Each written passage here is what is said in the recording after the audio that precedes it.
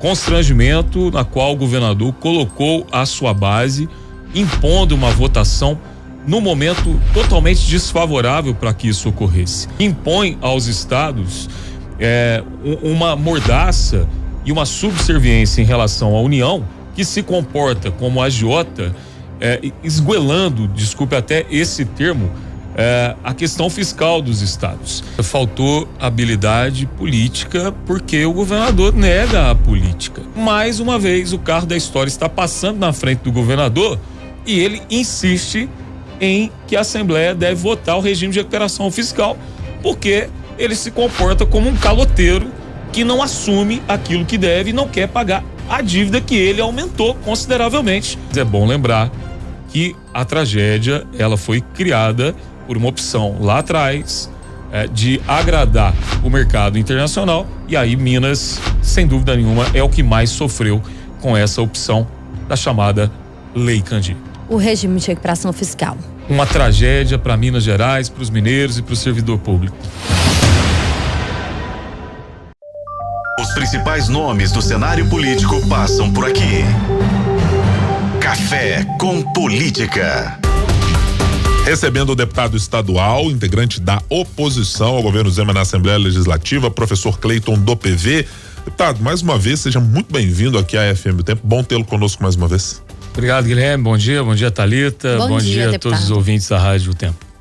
Vamos começar a nossa conversa tratando, evidentemente, do assunto que ainda terá nuances na Assembleia Legislativa, pelo menos assim imaginamos, dado que o Supremo Tribunal Federal ainda não decidiu sobre o regime de recuperação fiscal.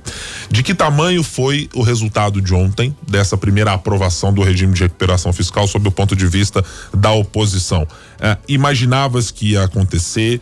E mais do que isso, deputado, lhe pergunto, o senhor considera que foi a postura adequada do presidente da casa de colocar o projeto para votar, dada a insegurança de prazo que ainda havia e que há no caso da decisão da AGU? Olha, o presidente, ele pauta aquilo que é importante, aquilo que é necessário. Então, ele estava numa situação um tanto quanto de pressão. Eu acho que faltou habilidade por parte do governo do estado, já que, Guilherme, no período da manhã, o governador, ele conversou com o ministro Edson Fachin, que tem até a noite de hoje, melhor dizendo, o seu plantão. E o ministro Fachin tinha dito ao governador que iria se debruçar sobre a matéria até o final desse plantão, que consequentemente aconteceu. O governador poderia esperar esse prazo. Ontem eu usei até uma palavra que acho que resumiu à tarde na Assembleia: constrangimento. O constrangimento na qual o governador colocou a sua base, impondo uma votação no momento totalmente desfavorável para que isso ocorresse. Era perceptível que a base estava intranquila, insegura, porque há um consenso dentro da Assembleia de que o regime de recuperação fiscal não é o melhor rumo e o melhor caminho para Minas Gerais. E avaliando, na primeira parte da sua pergunta, o governo Zema sofreu uma dura derrota no dia de ontem. Não conseguiu ter um quórum qualificado para votar o projeto de lei complementar que torna o PL inócuo, porque você não adere ao regime de recuperação fiscal sem o teto de gastos, que é o que o PLC estabelece. Então, considero que o dia de ontem se resume no constrangimento que o governador impôs a sua base na Assembleia e também na derrota que o governo sofreu ao não conseguir um quórum qualificado para votar uma matéria que uma depende da outra. Foi uma surpresa para o governo, o senhor acredita? Olha, por mais que o governo negue que foi surpresa, mas foi sim, Thalita. Era perceptível, inclusive, que o governo contava com o voto de alguns deputados da base, que votaram não a adesão ao regime de recuperação fiscal, inclusive o deputado Arnaldo Silva, que é uma figura importante porque preside a Comissão de Constituição e Justiça e o tempo todo se mostrou contrário à adesão a esse regime, aguardando aquilo que vem de Brasília, que eu acho que inclusive vai acontecer nas próximas horas, se não mais tardar no dia de amanhã, uma posição da Procuradoria-Geral da República, que é o que pediu o ministro Edson Fachin no seu parecer de ontem. Deixa eu lhe pedir uma consideração, deputado, a respeito de uma comparação entre as duas propostas. Eu tenho ouvido, claro, e ouvido o presidente da Assembleia na última semana quando esteve aqui conosco, aliás, nesta semana, né? Não, na semana passada quando esteve aqui conosco, dizendo, olha, o regime de recuperação fiscal é uma proposta que eu não gosto, acho ruim, acho que essa avaliação de boa parte dos parlamentares, e a proposta do senador Rodrigo Pacheco é muito melhor do que ela. O senhor está exatamente na mesma posição? É uma proposta muito melhor? E em que ela é muito melhor, se é que o senhor considera que ela é melhor? Eu considero muito melhor. Inclusive, eu posso dizer que ajudei a construir essa proposta, porque fui eu que apresentei primeiro a proposta de federalização das nossas empresas estatais como forma de dação e abatimento da dívida. É bom lembrar, Guilherme, para quem está nos ouvindo, que é uma proposta não para Minas apenas. É uma proposta visando resolver um problema que se arrasta desde o final da década de 90, que impõe aos estados uma mordaça e uma subserviência em relação à União, que se comporta como agiota, esguelando, desculpe até esse termo, a questão fiscal dos estados. Então era necessário que nós tivéssemos uma proposta um tanto quanto melhor do que o regime de recuperação fiscal, que se mostrou ineficiente, ineficaz e muito pior para os estados que fizeram a adesão. Quando eu falo uma proposta de país, é bom lembrar que nós temos hoje 4 estados que estouraram o limite prudencial, que é Rio Grande do Sul, Goiás, Minas Gerais e Rio de Janeiro, dos quais 2 fizeram adesão ao regime de recuperação fiscal, o Rio Grande do Sul, inclusive tiveram que suspender o pagamento da dívida por conta da tragédia que lá ocorrera. E aí, quando você pega uma proposta tão robusta como essa e que abarca tantos estados, tem que se ter paciência. Eu considero que é melhor porque você, ao mesmo tempo que pode fazer o abatimento da dívida através da dação dos seus ativos e dos seus recebíveis, você ainda tem algumas alternativas de fazer aquilo que é a grande crítica no comportamento da União, que é cobrar o IPCA mais 4. À medida que você for cumprindo a proposta do Propag do senador Rodrigo Pacheco, de infraestrutura, de investimento na educação, consequentemente, os juros eles vão sendo abatidos e os estados não ficam na situação que se encontram hoje, que é de uma dívida que vai aumentando consideravelmente. O regime de recuperação fiscal, resumidamente falando, resolvia o problema do governo Zema. A proposta do senador Rodrigo Pacheco resolve o problema dos estados e principalmente de Minas Gerais, que hoje é um dos poucos que tem ativos para oferecer e, consequentemente, promover esse abatimento da dívida que levaria Minas a voltar a respirar e ter condições de investir na saúde, na educação, na melhoria do salário do servidor público e, consequentemente, na infraestrutura do estado, que deixa a desejar. Deputado, quando a gente discute sobre esse assunto aqui da dívida de Minas, a gente fala muito sobre o protagonismo de alguns elementos políticos. Rodrigo Pacheco, que ganhou força nos últimos meses aí porque apresentou uma alternativa. A gente fala sobre a não relação entre o governo de Minas e o governo federal, que não era uma surpresa para ninguém, mas que ficou cada vez pior aí por causa dessa discussão. Faltou por parte do governo Zema, desde quando foi eleito para assumir o estado de Minas Gerais, faltou de fato pus para discutir essa questão, ou o governo não imaginava, na sua opinião, que chegaria ao ponto que está hoje? Olha, Thalita, faltou habilidade política porque o governador nega a política. Vamos fazer uma lembrança aqui simples. O ministro Gilmar Mendes, ele chamou uma responsabilidade, uma discussão lá no Supremo Tribunal Federal no ano de 2020, quando o ministro Gilmar Mendes entendeu que a questão da recomposição das perdas da Lei Candir deveria ser realizada. O então deputado Sábio Souza Cruz organizou com uma série de especialistas um livro muito interessante e chegou-se à conclusão, Thalita, Guilherme, quem está nos ouvindo, de que Minas deixou de receber, de 96 a 2018, aproximadamente 135 bi de perdas da Lei Candir. Qual era a proposta do presidente Agostinho Patrus, assinada por todos os deputados da casa, levado ao Supremo Tribunal Federal, que ficou conhecido como a Carta de Minas, que a União pudesse pagar o que era devido para Minas Gerais, promovendo o abatimento dessa dívida em 60 anos.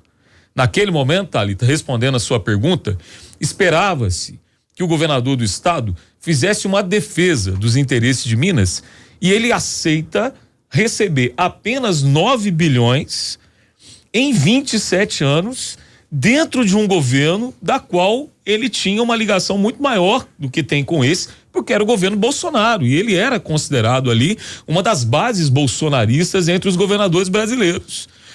O carro da história passou na frente dele e ele não aproveitou aquele momento.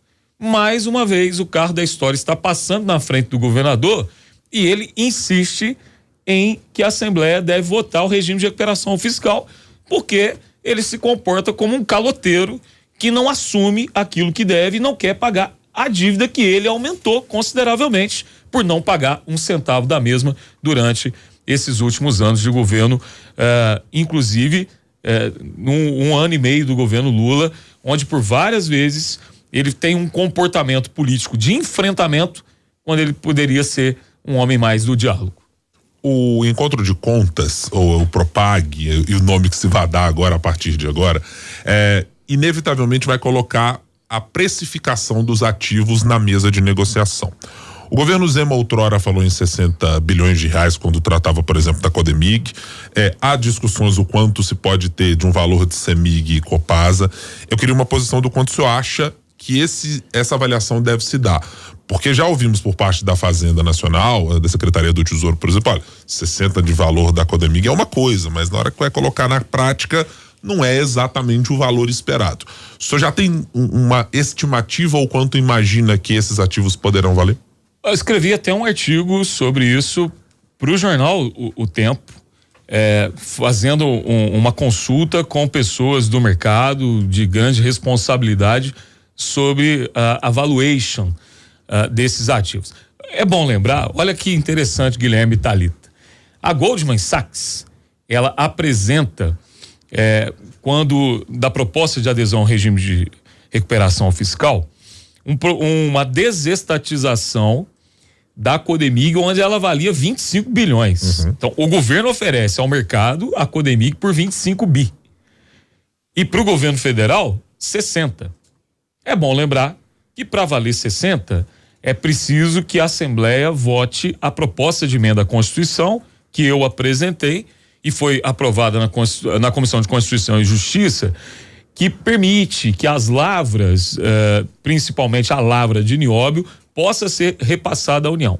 Então, eu concordo com esse valor de 60 bi se a lavra de nióbio for repassada. Na CEMIG, Guilherme, olha que interessante. A CEMIG se fala em 8 bi.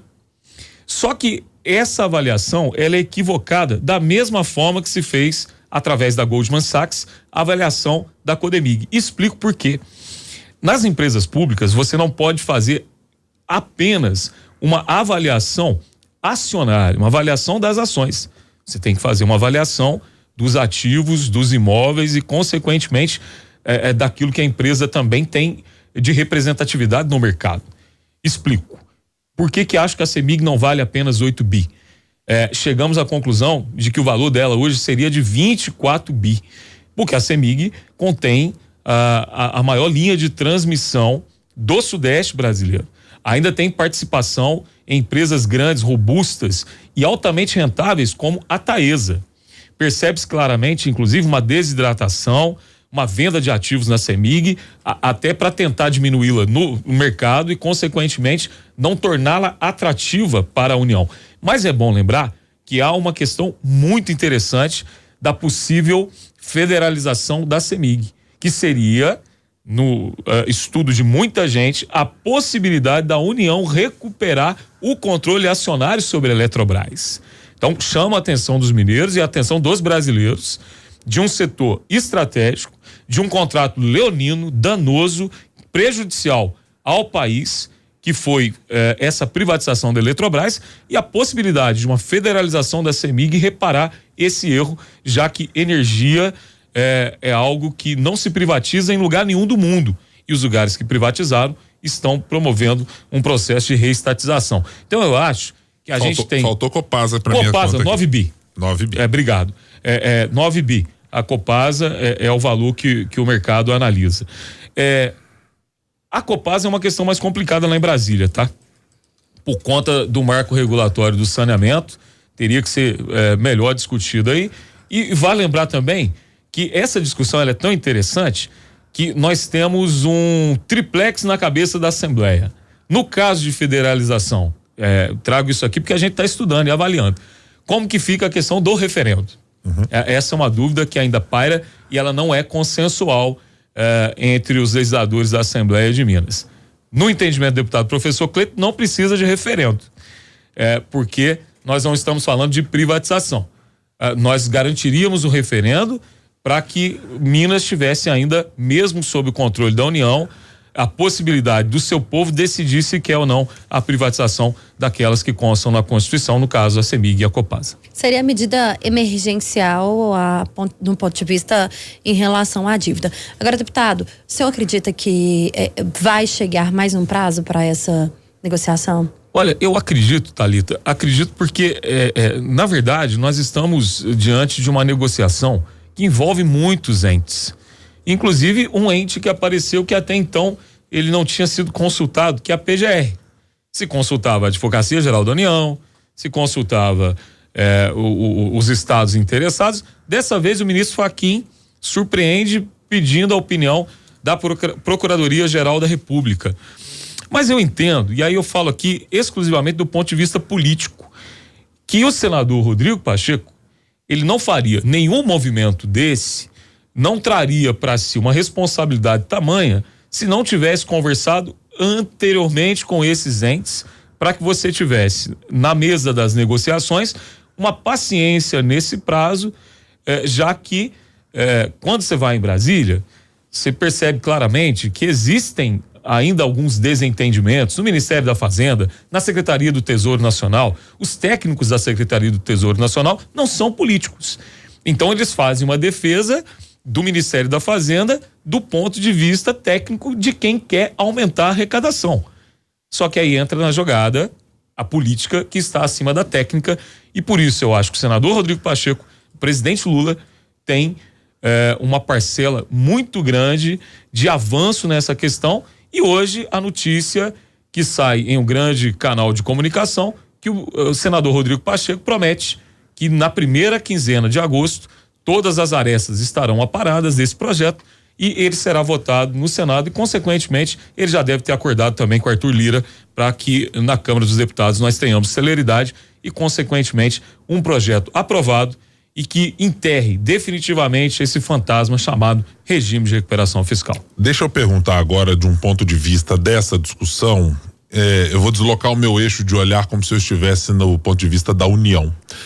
E já ali de alguns economistas, vou mencionar um deles inclusive, o economista Felipe Salto, que até outro dia integrou a entidade fiscal do Senado, a entidade independente do Senado, e que faz uma avaliação de que esse projeto do Propag é um absurdo, considerando que os estados devedores não fizeram esforços exatamente ao longo do tempo para que, depois das suas renegociações, eles tivessem a melhor condição de fazer o pagamento dessas dívidas. Foram empurrando as coisas com a barriga, mas contam o estado de São Paulo com uma benesse de ter uma arrecadação fora do comum, e no caso de Minas Gerais, empurrou-se com a barriga, e a União e os contribuintes de maneira geral é que vão pagar essa conta.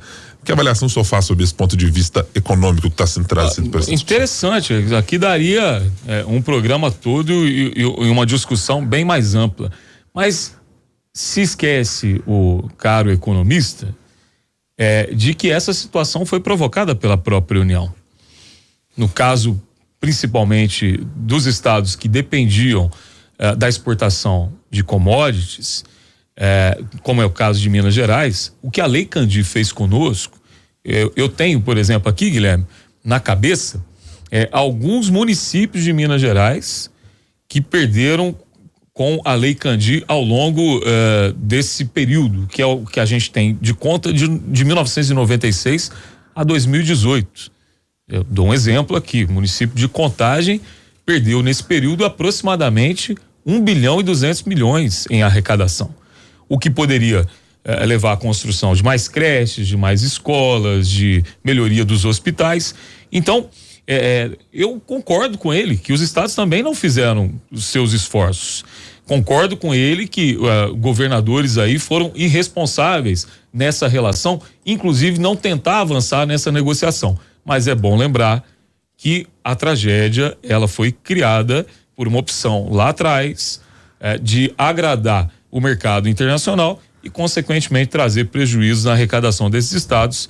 E aí Minas, sem dúvida nenhuma, é o que mais sofreu com essa opção da chamada Lei Candir. Deputado, eu queria só trocar de assunto rapidinho com o senhor, até porque nós estamos já chegando aqui ao fim do nosso tempo de entrevista, mas além da questão da dívida de Minas com a União, né, da dívida dos estados, outras questões do Estado também precisam ser discutidas, a Assembleia não pode parar.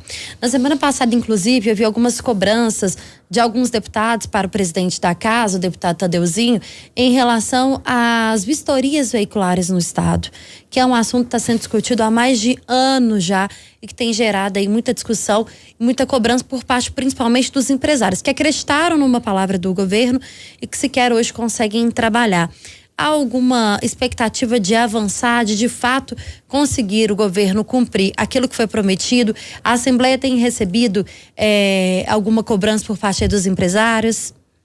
Eu estou na Comissão de Administração Pública, que é uma comissão que constantemente nós estamos debatendo e discutindo esse tema, porque nós temos acompanhado o sofrimento de quem investiu nessa questão das vistorias.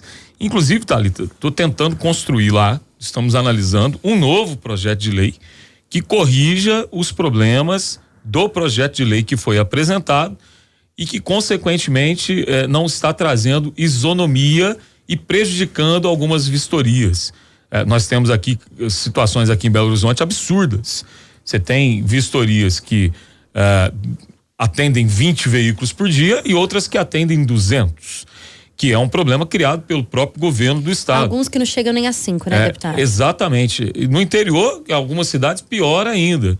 Então, é preciso que a gente tenha uma questão equânime e que é o Estado que tem que abraçar isso, porque o Estado, mais uma vez, que cria esse problema para esses empresários. Então,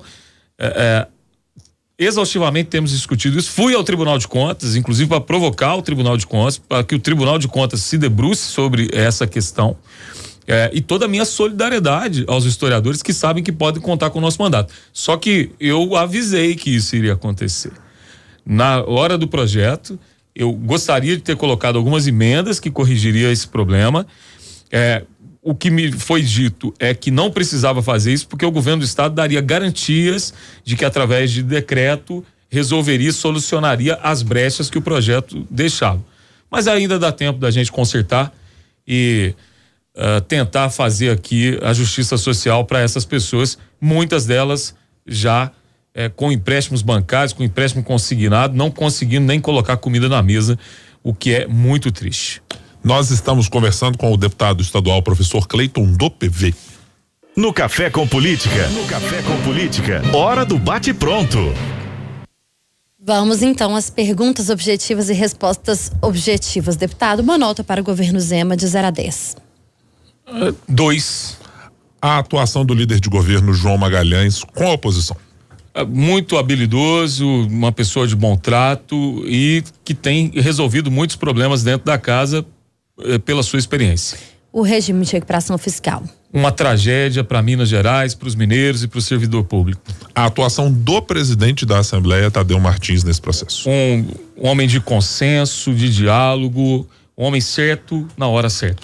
Deputado estadual professor Cleiton do PV foi o nosso convidado de hoje no Café com Política. Volte mais vezes. Eu tenho mais uma pergunta para fazer. O Cruzeiro Esporte Clube é o final de 2024, deputado? Cruzeiro Esporte Clube, só alegria. Muito bem. E o cabuloso voltou. É só para constar aqui nas minhas atas, tá? Para depois eu poder cobrar todo mundo que tá nessa história. Você me deu uma boa ideia, Guilherme. Depois eu vou te fazer um bate-pronto assim. Não, eu não posso ser. De mediador eu não posso passar para entrevistado, não. Apesar de que o Cruzeiro Esporte Clube a gente topa, talvez. Deputado, obrigada, viu? Obrigado, Ótimo Thalita. dia pro Obrigado, senhor. obrigado, e um gente. bom recesso pela Assembleia. Obrigado.